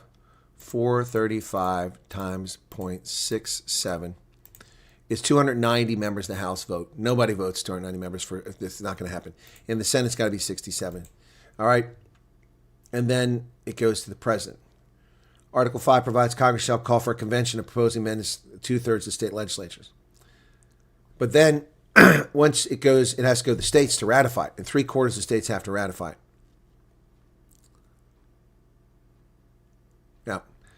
Yeah. So it's not a simple process. It's not going to happen. Not going to happen. They won't. Not going to happen in our lifetimes. No matter how many gun incidents happen, not going to happen.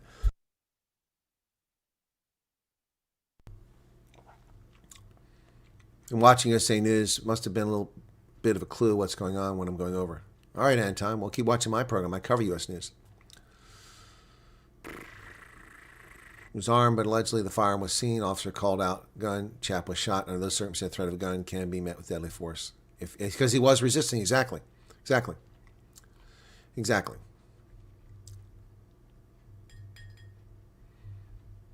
Chinese are working on a discombobulator, okay.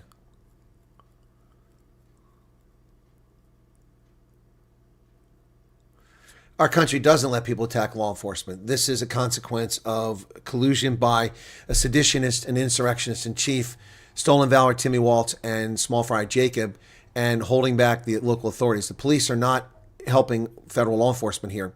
They're not keeping the calm. They're failing in their prima facie responsibility of public safety. The police force in Minneapolis-St. Paul is illegitimate and should be disbanded. Yep.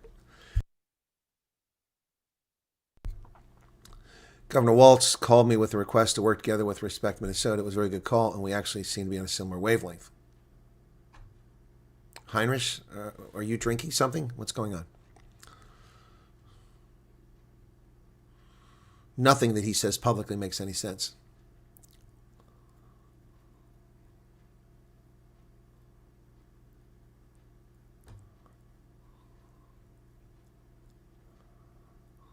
What did Daniel say? What is this all about? No, I'm looking for someone named Daniel in the chat. Hey, Psycho Billy. Cuban Kane is back. Good to see you again there.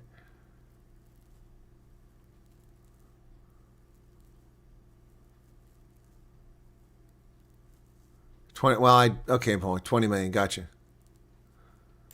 Well, let's see. 372 million divided by 17. Oh, 22 million. Nothing wrong with my calculator. There's something wrong with me. I don't see anything by my name Daniel that people are upset about. Going on, hey, Petra Myberg, what's up? How you doing? Your safest bets right now are gold, silver, and Switzerland. I disagree. When the price of gold sinks, you're going to regret it. And thank you, Apocalypse Nimbus, for the 666 Rand. Okay. All right. How are we doing over here? Got a little bit of super chat revenue in. We've got an audience of 600. Where do we peak at? We're peaked at 781. Wow, that dropped pretty quickly. Thanks for the news, Colonel. Catch you later. Thank you, Johan. So I think a lot of people just tune in to see what's going on. And they see that it's, I don't know, maybe they don't like it and they move on. You're welcome, work people. So I got a few minutes here before we drop off. Anyone's got questions or concerns about things they want to ask or share, feel free to. You know, somebody said that my background is a green screen. I'm like, that's not a green screen. That's my background, guys. It's not a green screen. You can't interact with green screens and make them move. See, that's my background. Anthony doesn't care where he's in the U.S. All I want to do is not be scared and can work with no racial discrimination. You're welcome, Trix Mostart. Okay, you're welcome for the news, Vilma Hearn. Yeah, look, this Preddy guy should not have been there. Should not. It doesn't mean he deserved to die, but he endangered the lives of those agents by struggling. If they're going to arrest you, you just stop. You don't resist. What are these agents supposed to do? They have firearms. You know, they don't know what someone's going to do. This is so stupid to even question their actions. If he struggles and knocks a firearm loose and discharges an innocent civilian standing on the street, could be killed. If he struggles and reaches for a firearm, he could kill an agent. You don't resist. Gandhi didn't resist. Peaceful, lawful demonstrations.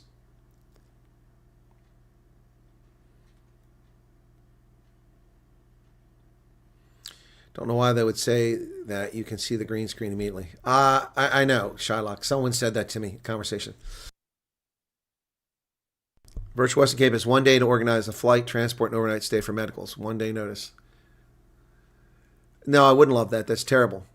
Thank you for your news report analysis. I'm looking forward to the interview with Minri. Yeah, that's coming up shortly. And I fixed the screen, so hopefully it comes up correctly now because I put her name down wrong. It was late. God bless it. Something stuck in my chest. So I fixed that screen, which was saying Erica, not Minri. So it was just frustrating. I was tired. I mixed the Strausses and her up. There, now it says it correctly. Good. Okay, it's up to date. So she seems quite. I need to get her link. I'm going to put that on the video so that people can see it. Let me see if I can find her link. Come on.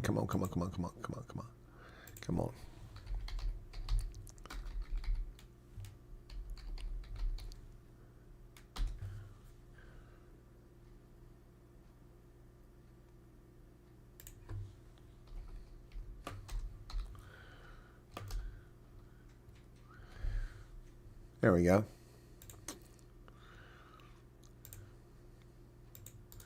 She's got 3 videos already out there. One of them's with her kid. Right, we are all geared up to go outside in minus 30 degrees. Guess she's still in a Celsius hotel. weather, and we are all geared up. Wie gaat Boetie? He's up. Let's see. Yeah, it's cold. Okay, if I touch the Hey, that looks my car. freezing cold. It's freezing cold. Freezing cold. If I touch snow, You can touch it with your... Yeah, you can touch it. So let me ask this question. What kind of hate wanker would say that they dislike this? It has 5 dislikes. What kind of retard would dislike this video? Honestly. Why would anybody dislike this video? What an ignorant ass retard to dislike that video. There's nothing political there. She doesn't attack anybody. All she does is, I swear, there are some stupid people out there. Truly stupid people. Why would anybody in their right mind dislike this? It doesn't make any sense. That just shows you how evil these bastards are, because it's telling the truth about her experience, and people don't want the truth to get out there. The same reason I get all kinds of hate, because these people are evil leftist scumbags, racists and black supremacists, and they hate people who tell the truth. God bless it. Why is this not working? There we go. Apparently there's 2 Minry Lambricks. That's interesting. God bless it. Why does it keep doing this?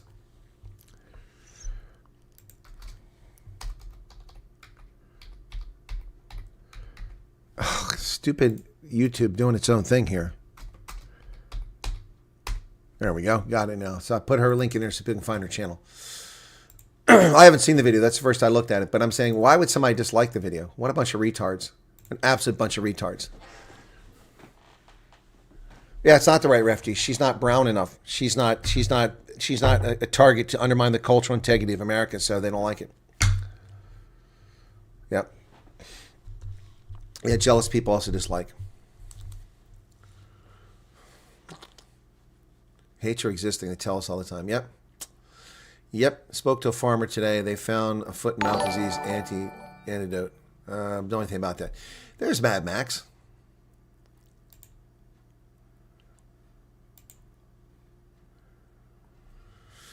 Health experts in Israel will assist hospitals in the Eastern Cape. Israeli delegation visiting Tata General Hospital, Nelson Mandela Bay Academic Hospital. Yep, so Israelis are helping South Africans, even though the ANC is illegitimately targeting them with their bogus lawsuit. Yep. There you go. Huh.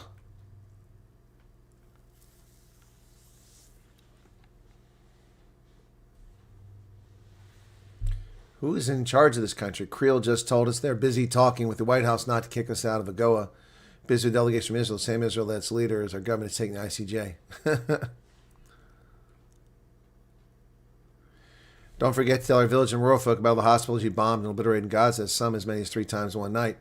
Well, in Konsi, you're a dumbass. Those hospitals were places where people were lobbing shells and attacking civilians in Israel. That's why they were legitimate military targets. You know, stupid people shouldn't be allowed to use social media. Simple as that.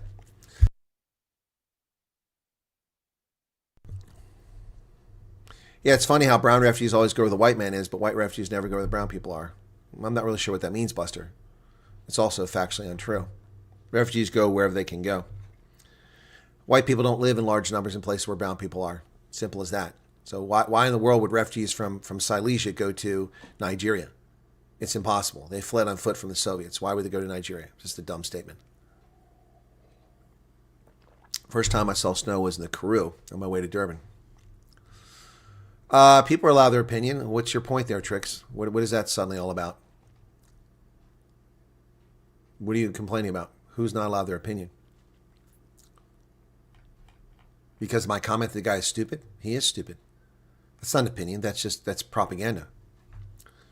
It's not an opinion to say that bombing the hospitals. Why would they put dislike buttons on stuff? Well, they've always had dislike buttons. Many creators disable them. I don't disable them. I've got a few dedicated retards that love to push the dislike button.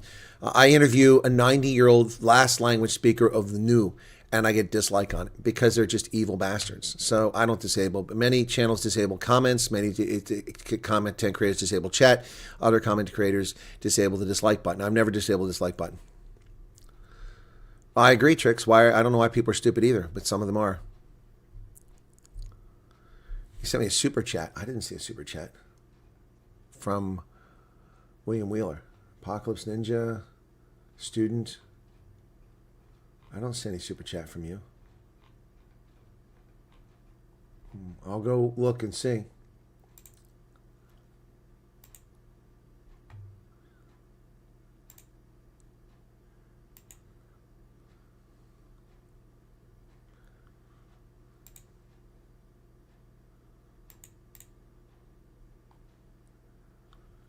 All right, I don't know what's going on, but some people are acting stupid, and YouTube is...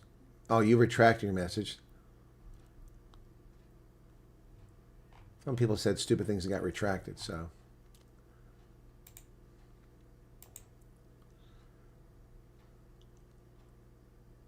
Oh, that's what you're complaining about. Well, you're going to get message deleted if you get into a silly tiff here in the conversation. I don't see anything from you. I'm going to have to go look for it elsewhere. Yeah, if you try to start a bullshit conversation, argue with people, and you're pissing forth back and forth, it distracts from the conversation. So my monitors have the authority to remove those messages. If people are going to act like juveniles, then their text is going to be deleted. And if you don't like that, well, I'm sorry. That's just too bad. My monitors do a pretty good job. You know, people shouldn't come here trying to argue with each other. It's just dumb. Calling each other names. I already admonished one person at the beginning of this thing for doing that. Okay, I'm looking for super chats. William Wheeler. There it is. Thank you. Why does that not show up? It didn't show up on my thing. Trump posted to social government Waltz called for assistance. Okay, thank you for that. Let me go. Thank you for that, William. That doesn't show up in my super chat feed, in my chat stream. So thank you for pointing that out. Let me go to Truth Social very quickly here. Truth Social. Okay, what's Trump saying?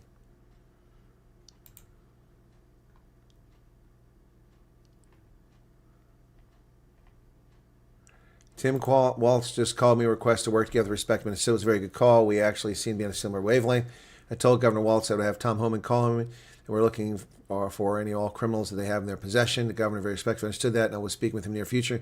He's happy that Tom Homan is going to Minnesota, and so am I. We've had tremendous success in Washington, D.C., Memphis, Tennessee, New Orleans, and virtually other places we have touched, and even Minnesota, crime is way down.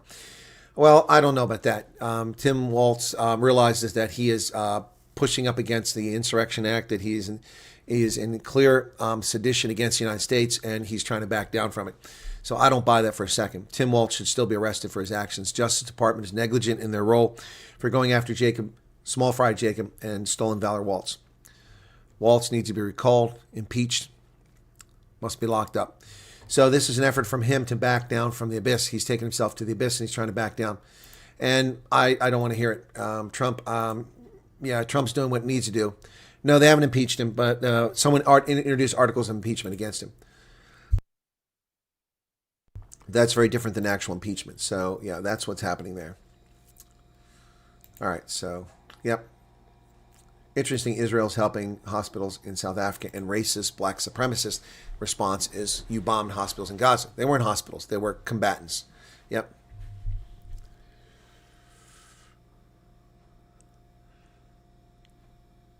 Okay, Daniel, see, now you're insulting people, so your message is going to be deleted by me. And that's not the first time. I'll tell you to cease and desist attacking other people, or you'll simply be blocked. That's like the third time you've said something rude in this broadcast. Yeah, no, Tim Waltz is not repenting. He realized, he's probably talked to a lawyer and realized he's on thin ice, so he's trying to back down. Yes, Pats, I did say that. I guess you weren't paying attention. I said that 15 minutes ago. You can ask a refugee question now, but now I'm about to end, so ask your question so I can finish.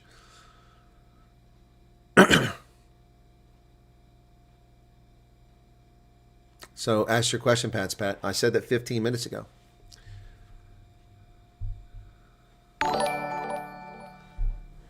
Mad Max wants me to read my last WhatsApp. I assume from you, Max.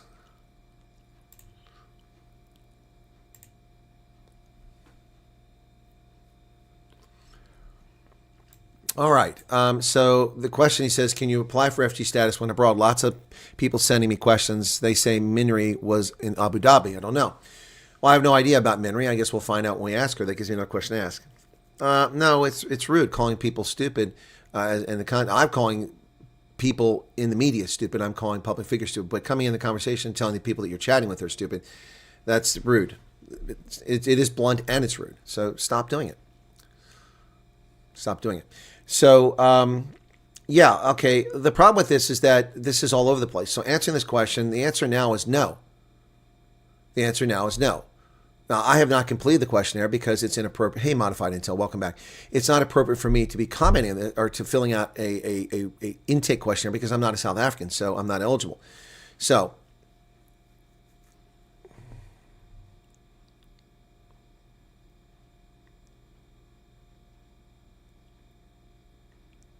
did Light Rain or did Daniel Callahan accuse this channel being racist?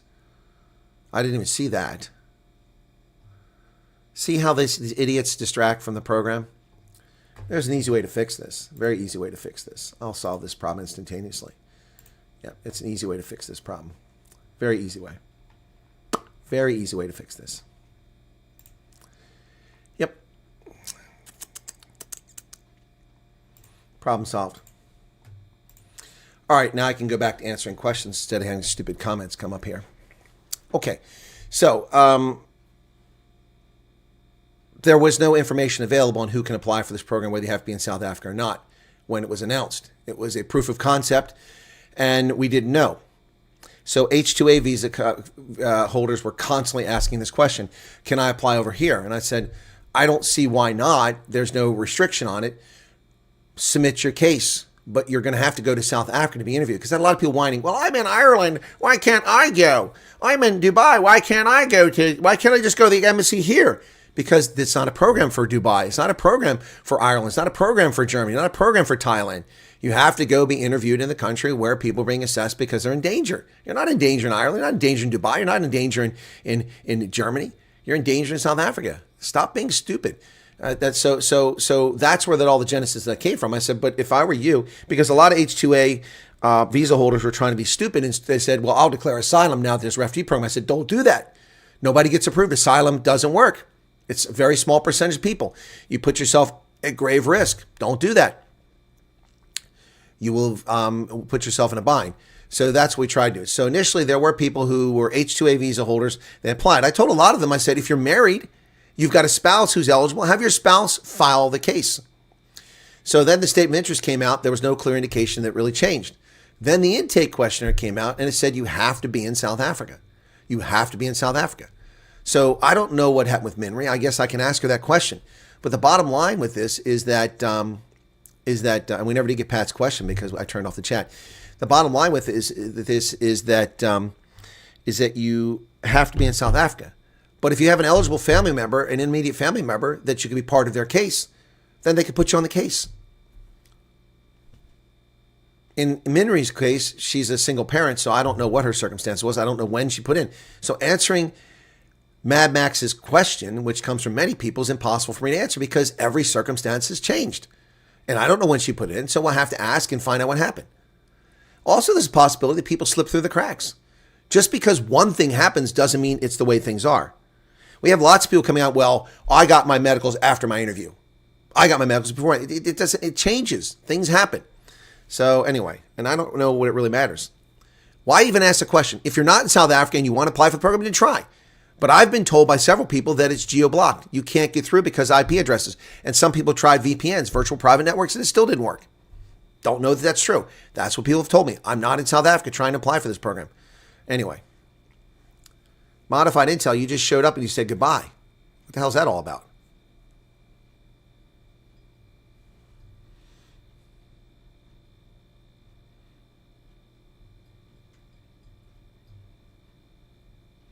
Anyway. Do you see how these people come in here and attempt to pollute the conversation and bring their bullshit in and cause arguments? You know, you're not wanted here. Just leave. Stop acting like children. Stop acting like children.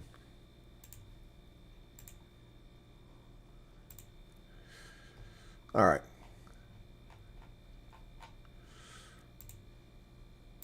chat is turned back on.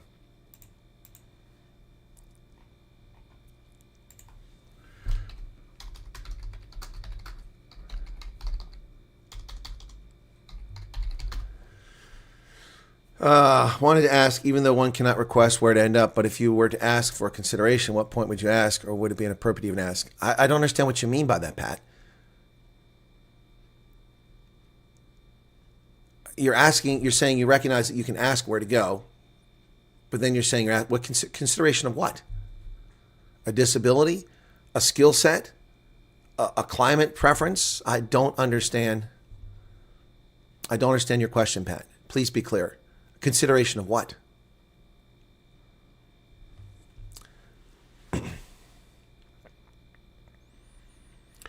That seems high to me in Twin Falls. 1,500, 2,000. Oh, 3-bedroom. Okay, maybe not so bad. No rent is decent in America right now. It's all outrageous. Toothless wonder. Twin Falls is all right. Yeah, I don't understand what is consideration. What do you mean by consideration, Pat? Please explain. What do you mean by consideration? Thank you, Daniel. Thank you. Just please stop being combative, okay? I don't understand what the premise or what started it all. You weren't the only one. 2 people were doing that in the chat that I could see. And people arguing with you. It doesn't help. There's no reason for that. Thank you. Corey gave us 70 Rand. Thank you. Thank you. Does anyone know the Praetorian number that will call me for an appointment? Just to avoid prank calls. It won't be a Praetorian number.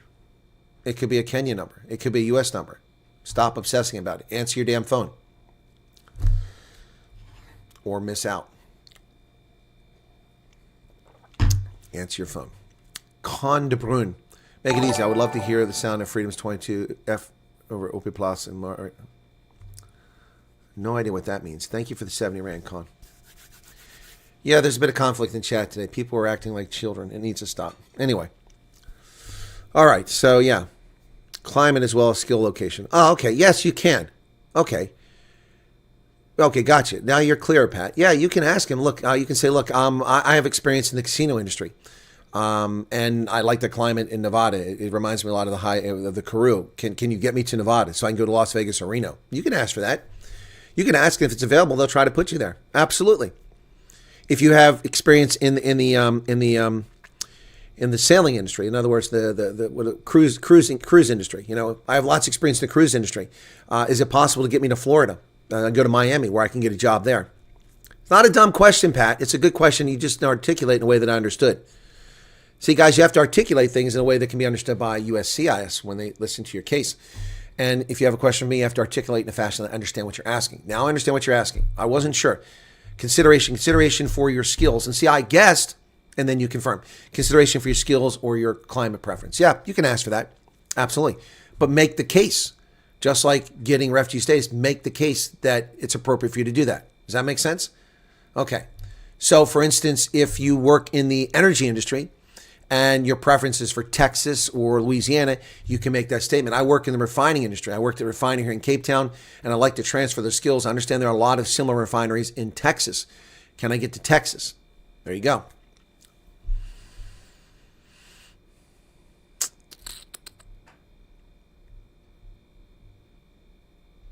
Oh, that's not going to happen, Napoleon. Thank you.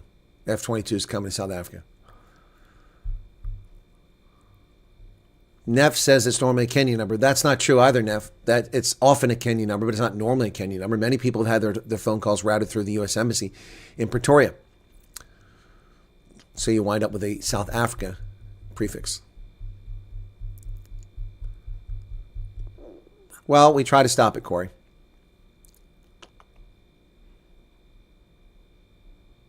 It's a good money. In 20 minutes, you'll have more than doubled your viewers tuning in. Excuse me, I got a phone call.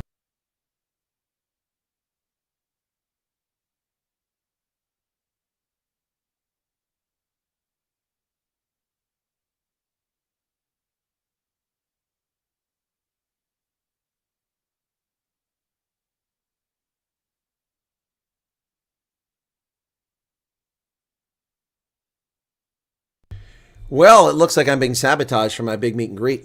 That was Brandy Wells. The venue wants to cancel. People are complaining about everything. They're panicking. The weather will be clear by Saturday, and here they are panicking on a Monday and trying to cancel my plans. So now I will have wasted $1,000 of my money to come to Texas because people in Texas are cowards when it comes to snow. So my big meet and greet in Texas is being sabotaged, folks. Being sabotaged. Yep, being sabotaged. The event is on Saturday. It is Monday. The storm has passed, and people want to cancel everything. Yep. There you have it. So, well, disappointment. It's bullshit is what it is. Doesn't matter if they're out of power. It's Monday. It'll be restored by Friday. I'll be there on Saturday. I can't get a refund. I'm not going to get a refund. Well, that's easy said, Corey. I don't know people in Texas, so. Yep. James again, different answer what? Demand the manager. No, Sally, YouTube must have taken your chat out. What happens to old South Africans who are scared but living on grants? What happens? What do you mean by that, Mark? I don't understand. Okay, Heinrich went for medicals.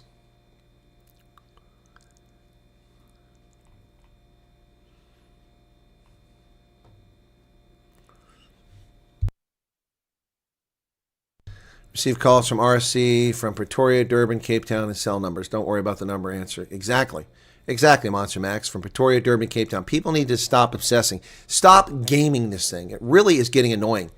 Oh, where will I get the number from? What's the order? When will I go for this? How long before you got this, before you got that? What's the time space between it? Stop. My gosh. Like a bunch of 12-year-old girls. Seriously. Oh, the mean old colonel, he insults South Africans. No, I'm telling you to stop acting like 12-year-old girls. Honestly.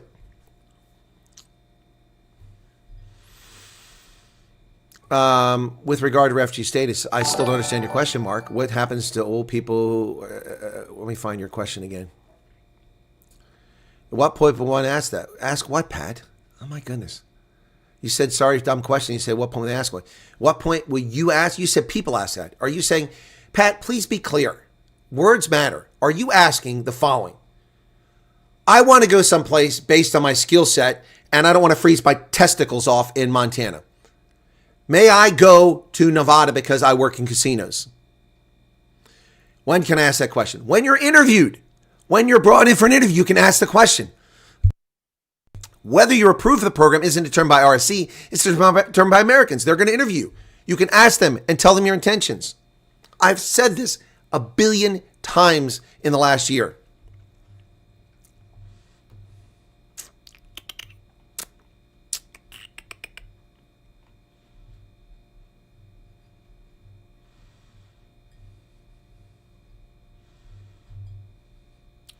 So I don't understand what Mark's question is regarding refugee. I'm going to go back and try to find Mark's comment. So much for my break between shows.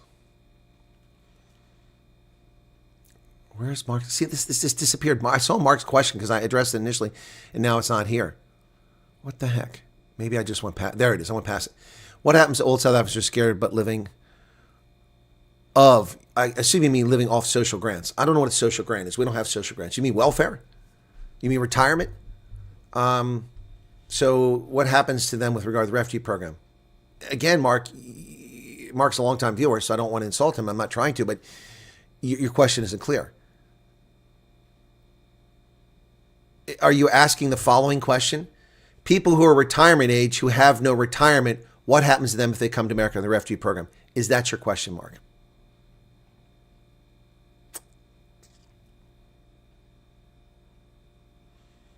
I have to sit here and divine what people are asking for. Old South Africans on social grants who can't work anymore, will they be taken?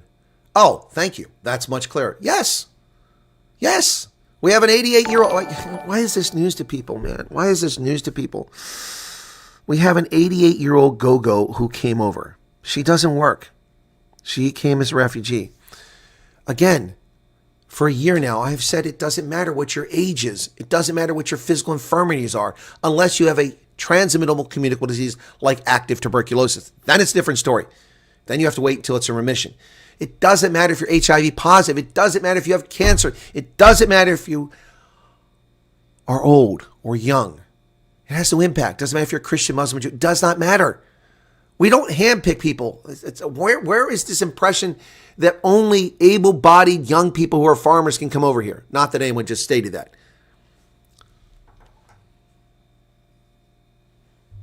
If you answered this question 18 million times, you would be frustrated now too. You're welcome, Mark. You're very welcome. You would be frustrated now too. On virtually every time I talk about refugee, that question comes up virtually every time. And I answer it every time. How many thousands of times have I answered in the past year? Thank you for the question, Mark. We get to answer it one more time, okay? Exactly. It's not immigration. Thank you, Utopi.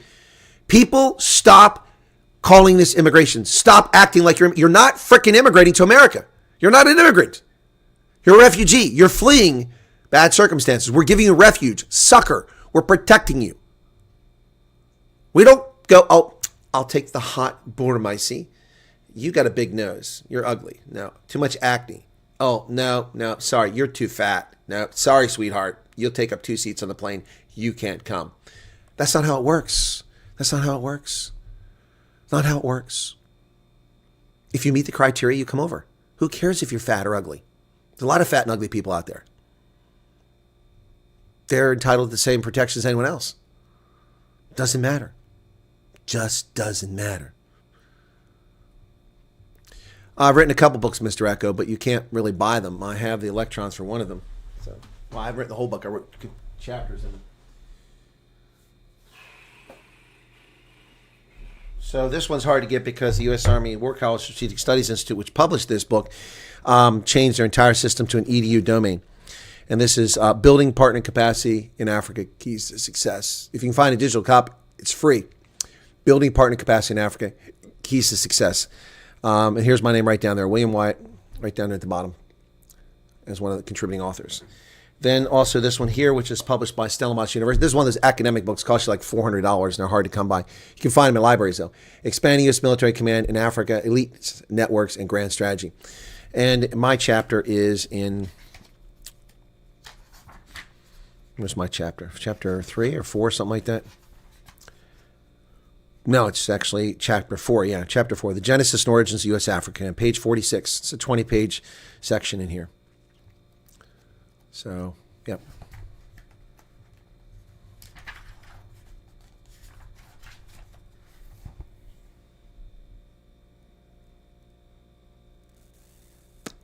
Yep, so that's 2 books. They're hard to come by. I used to have the digital copy of this one easily available for people. I don't know where it's at now.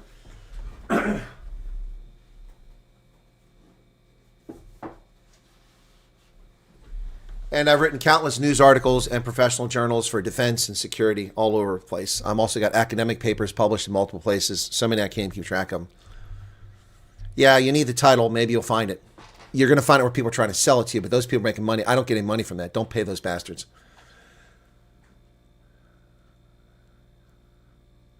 Hannes, no reason to apologize. Thank you for sending me another message. I appreciate that. I have not looked at my email since our conversation last night. Okay. But you will have to get a job, however small, to support yourself if you're alone and have no family. Thank you for all your advice. I've remained patient now, 3/4 of the way through the program. Congratulations, Mark Kennedy. Johan Olafia says, I can only imagine the frustration of my fists. And that's just with people asking the same thing over and over again. Many of the people who are here, I guarantee you there are people, not Mark Myberg, or Pat's Pat, but there are people here who come in here and ask the same damn question over and over again as if the story is going to change, as if I'm going to change the story. The story only changes if the facts change. But people ask the same question over and over again. The same people.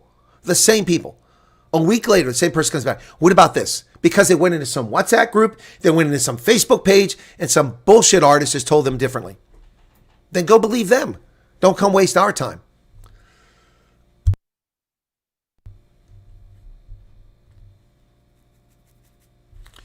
All right, Pat. So can someone support themselves in 20 hours? 20 hours what? $20? Is it $20 or 20 hours of work? See, it's not helpful. Is $20 an hour enough? Good Lord, $20 an hour enough is a fortune. $20 an hour is a fortune for many people. Yes, many people make less than that. We pay $11 an hour for bartenders. They make a fine living. So $20, 40 hours times 20 hours. That's $800 a week times 4 is $3,200 a month, which is $36,000 a year before taxes. And you pay virtually no taxes to that rate. Well, Renee, I'm glad you're here for the news. But the news is over, so I said I'd entertain these questions. No, it depends where you're at, Pat. It depends on how you live. If you live in a trailer, if you live in you live modestly, you can live off that. But yeah, $20 an hour, yeah. But then remember, there's overtime, and there's no taxes on overtime. So people can work overtime, you get paid time and a half. So you get $30 an hour if you're working overtime, if you're paid $20 an hour. Yeah, it doesn't matter. See, it's a question. I'm not going to say it's a silly question, but it is in some respects a silly question. $20 an hour, you'll starve to death in Manhattan. You'll be living on the streets at $20 an hour if you live in Manhattan. If you live in West Virginia, places you'll be fine. Live in parts of Ohio, you'll be fine. But you're not going out and buying new stereo systems and new cars and going on vacations. That isn't going to happen. That isn't going to happen, folks. You got to live within your means. So that's the thing. I know people that make hundreds of thousands of dollars and haven't got a penny in their name. Yeah, no tax on tips, but you have to be in a position where you get tips like a bartender or a waitress or something like that.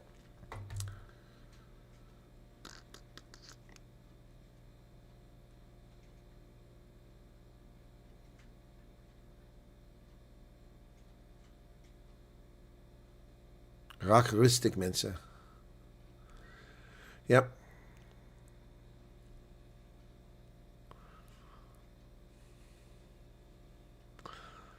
Any cash over $10,000 entering the United States per person must be declared. That question's been answered by Shylock, and I've answered again now. Why would you carry that much cash? That's a lot of cash. Yeah, minimum wage in Washington State is $17.50. Yep. Yep. Mechanics make $45, $80 an hour. So that's why my frickin' thermostat cost me $700 to replace, because it took 4 hours of work, because I had to pull all the stuff out of the engine, a lot of time, then to put it back and test it. It cost me $700 to replace the thermostat. Exactly, Gabe. You're right. Thank you for putting out the obvious. It doesn't matter. See, look, I don't understand these questions. I'm sorry. I've got to leave, but I don't understand these questions. Why do you give a shit what the wage is? Why do you give a shit where you're going to go? Why do you care? Either your life is in jeopardy or it's not. Either you're being persecuted or you're not. This isn't destination shopping. You want to come to America, you come here because your life is being persecuted. All the other stuff doesn't matter. If you go to Texas and they pay you $17 and you don't like it, move to Minnesota where they pay you $40 an hour. If it's too cold Minnesota, move to Virginia. The only thing you need to worry about is if you qualify for the program, then you can ask them to go where you want to go. Don't worry about that stuff. Do you think we bring hundreds of thousands of refugees here so they fail and starve and die in the streets of America? I mean, it begs the imagination. It beggars the imagination, these questions. Do you see refugees in the streets dying? Do you see refugees that come to America who aren't succeeding? No, you don't. Do you see old refugees that are dying? No, you don't. There are things in place.